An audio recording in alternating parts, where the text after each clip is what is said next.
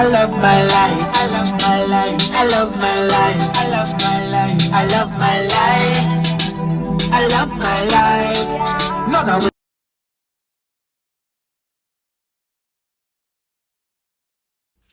Hey guys, it's your girl Traveling RN Kimmy here, and in this video I want to tell you 10 ways on how you can optimize your paycheck as a staff nurse.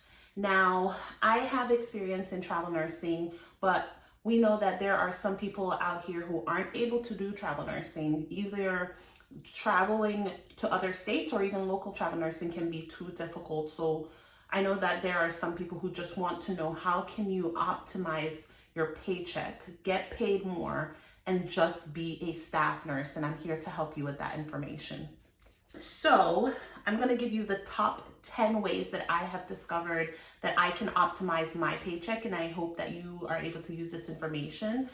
Do your research on your hospital and see if these options are available to you. I know that every hospital is not the same, and every person is not the same. Like I said, do your own research, but these are my top 10 ways of how a staff nurse can get paid more. Now, way number one, as you know that every shift that you work does not have the same differential. Most hospitals that I've worked at, day shift doesn't even get a differential. Evening shift get a differential and night shift gets a differential. And I'm gonna post how much differential it is for my hospital that I am currently working at.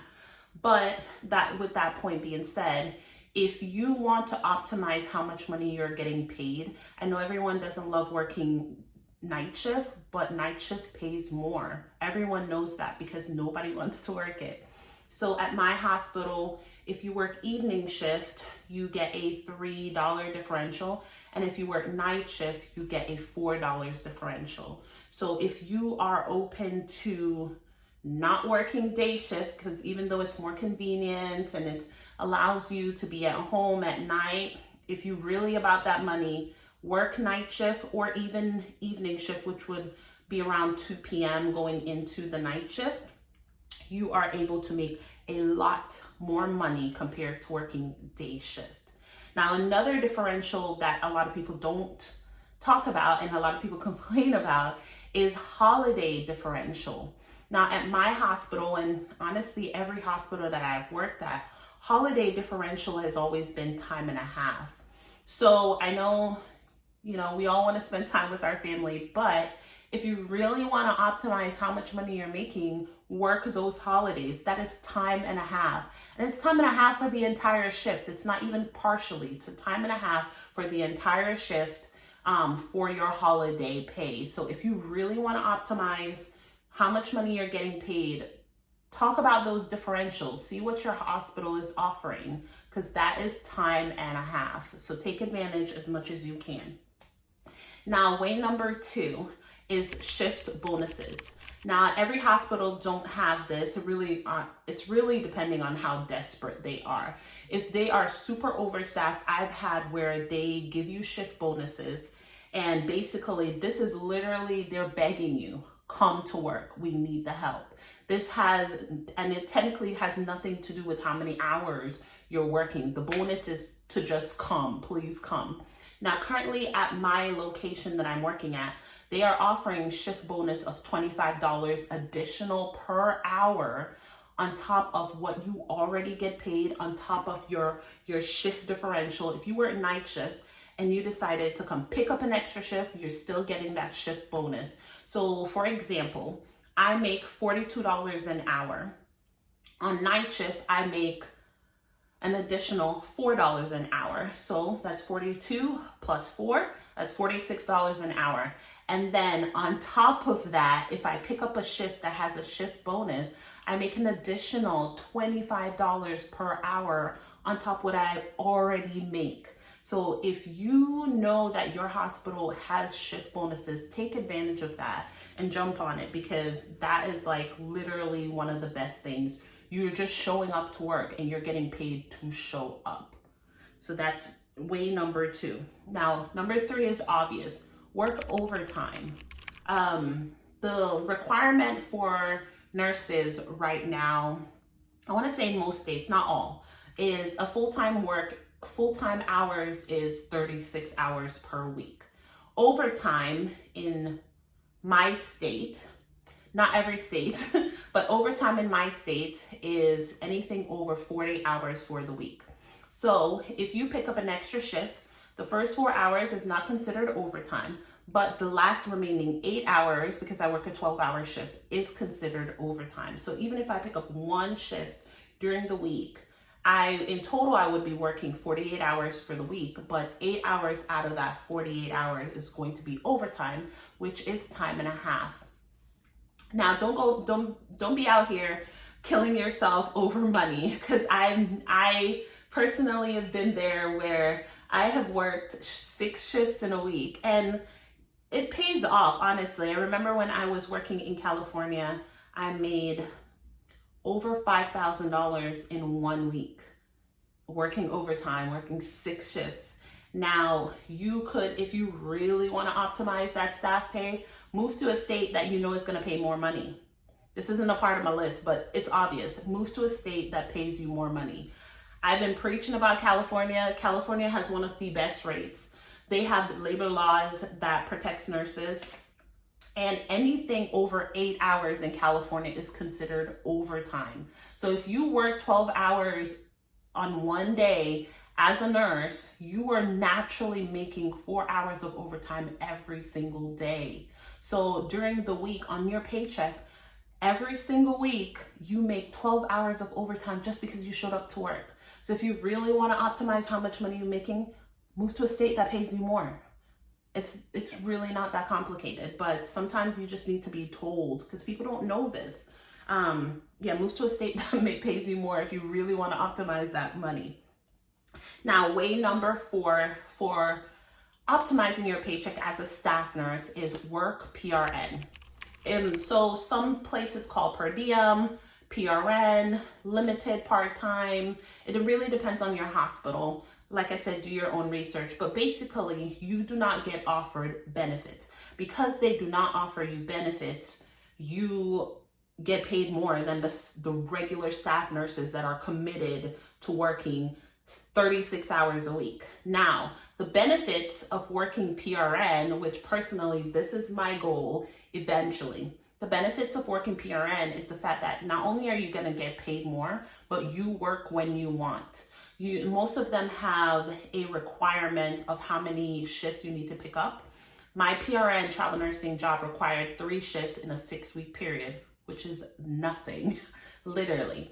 But you can take advantage of it, because even though you are only required 3 shifts, you could work full time, getting more money than what you would be making if you were just regular full time, and literally work the days you want to work. So I personally, that would be a dream for me, and that's where I eventually want to go. Right now, I am using the insurance for the hospital that I'm at right now, but eventually I do want to go to PRN so that I don't have to depend on their insurance, because I'm going to be on another insurance. And at the same time, I'm going to get paid more. And the question is, how much more? Now, when I was working, and this is just a simple example, this is not for everywhere, it really depends on where you're working. When I was a new grad nurse, just came out of nursing school, I had done this exact same thing. I was working full time, and then I switched over to PRN because I took another job at a trauma hospital. So my paycheck originally, when I got hired full time, was $31. When I decided to go to PRN, I went to $36. So the pay increase is significant. Now, some people are like, oh, it's just 36, but that is a significant jump if you compare it to how much money you would have made if you were there for 4 years. Most people know that when you get raises at the hospital, it's pennies, literally. It will take you years before you even reach $1, much less reach $5. So if you really want to take an advantage of it, go to PRN. You can make more money, choose the schedule you want, and not have to deal with the BS. So I would totally go PRN. That's my number 1 option. PRN and overtime, but yeah, go PRN. Another option, number 5, for you to optimize your paycheck is do a weekend option. If you've never heard of this, ask your charge nurse, ask your manager, because it does exist. They don't advertise it because there isn't a lot of people who want to work every weekend, or I don't actually know a lot of people who actually want to commit every weekend of your career, not being able to, have that option off. But the weekend option is a great option because it pays even more than PRN that I've experienced. So weekend option normally is a Saturday, Sunday. You have to work every Saturday and Sunday. And then normally what they give you the option is that third day could be a Friday or it could be a Monday. So you could work Friday, Saturday, Sunday, and then off Monday through Thursday, consistent schedule. Or it could be Saturday, Sunday, Monday, and then off the Tuesday through Friday. So like I said, the benefits of that is it always pays more. Normally, what I've noticed, it's normally a $10 to $15 pay increase because you are dedicating every single weekend. Not only that, but they do give you the option of having like 1 or 2 weekends out of the year off.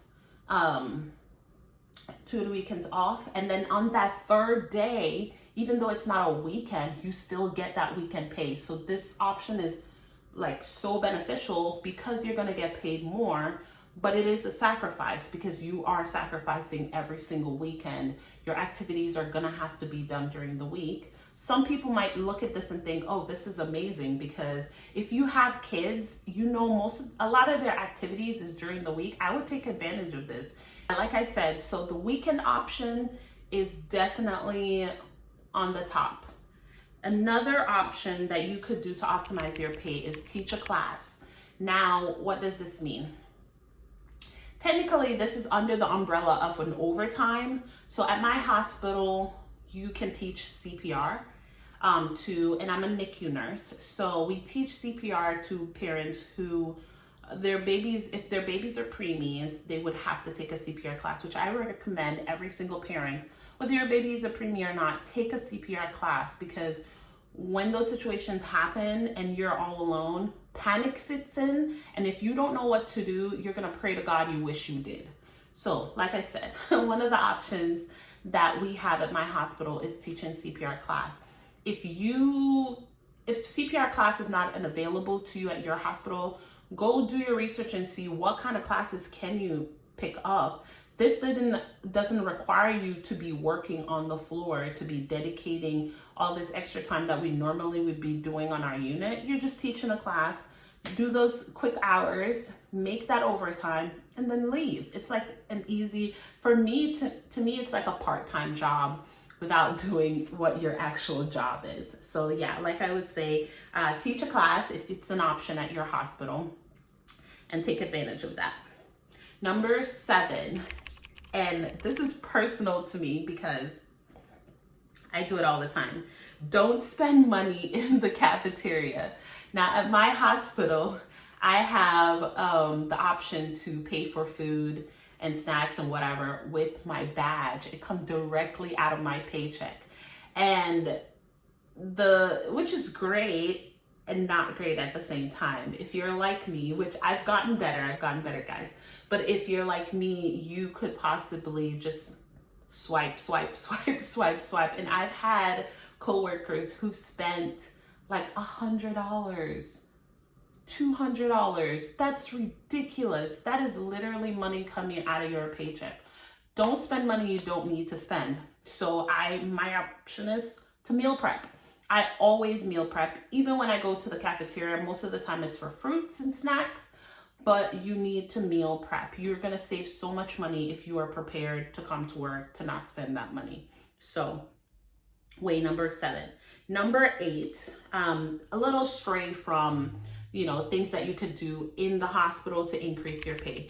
Way number 8 is to decrease your contribution to your 401k. Now, I've currently done this just because I'm trying to optimize how much money I'm making in the next 6 months. But if you're like me, I was contributing like 6%. You could decrease the amount of contribution if your hospital allows it, because I have worked at a place where the minimum requirement was, I want to say 3 or 4%. But my point is, decrease the amount of contribution to your 401k, and so that most of that money is coming to you. Now, I don't recommend doing this for a long period of time, because I personally believe in contributing towards your future, towards retirement. Like I said, I'm doing it for a 6-month period, and then I'm going back to my 6%. But like I said, it is an option for how you can increase the money that is coming to your paycheck going into your bank account. So you can decrease the amount of contribution to your 401k, 403b, whatever retirement fund that your hospital offers you. Now, way number 9 is you can claim an exemption on your W-4. Now, and this isn't for everyone, if you are the type of person that when tax time comes around, you are always getting extra money on your taxes, which means that when tax time comes, you're getting money. Oh, I'm getting $1,000, $3,000 here. And this does not include those credit, like a child credit if you have kids. That's not what I'm talking about. I'm saying if other than the child credit, if you are getting extra additional money out of your taxes, that means that you're paying more taxes than you technically should be paying. And because you are paying more taxes than you're supposed to, the government is giving you that money back. Now, obviously, if you claim that exemption, you're going to get more money on your paycheck. But that also means when tax time comes around, you're not getting any money at that one particular time. So some people might not like this option. Some people might love this option. Personally, I'm in the middle. I'm not really sure how I feel about it, but it is an option. It does put more money in your paycheck, and at the end of the day, when tax time come around, and it's an iffy game because you don't want to claim. I would claim 1, if anything, but on your exemption, but you don't want to claim so much that you're gonna owe. So it's one of those iffy things that you would have to play around with and be prepared to not be correct. So I would also seek a financial advisor and really get more information about that. But like I said, if you are getting if you are getting money consistently on your taxes when you file, that means you're paying too much money on your taxes. So you could get some of that money back throughout the year instead of that one time. And then my very last option in increasing your pay as a staff nurse is to increase your education. Now, this doesn't necessarily mean, oh, you're a nurse, go be a doctor. That's not what I'm saying. So there is options. You can, if you have an associate's degree, some hospitals pay you to get a bachelor's degree. And it could be $1 raise, it could be 50 cents, and it could be nothing. It really depends on your hospital. Like I said, and I'm gonna keep saying, do your own research, because you never know what your own hospital is going to offer you. But there are places that offer you $1 increase, $2 increase for increasing your education. So you could go and get your bachelor's degree and get $1 more just because you have a bachelor's degree. You could also get certified in the field that you are working. So, as for example, my hospital offers a $2 increase if I get certified as a neonatal nurse. And this requires me to go take a state board exam, which the hospital pays for, which is pretty awesome. And that's another thing. If you are thinking about getting certified, see if your hospital would reimburse you, because this increases their accreditation because you are certified and it looks good for them too. So like I said, go and ask your manager, your supervisor to see if this is even an option.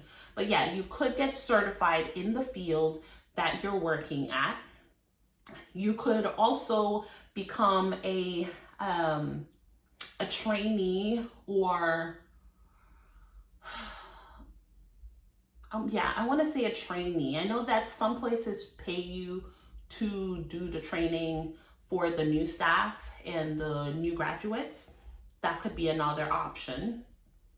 And then you could actually increase your pay by literally just going up the ladder. You could become a nurse manager, nurse supervisor, nurse educator. Most of the time, those positions pay more than just being a staff nurse.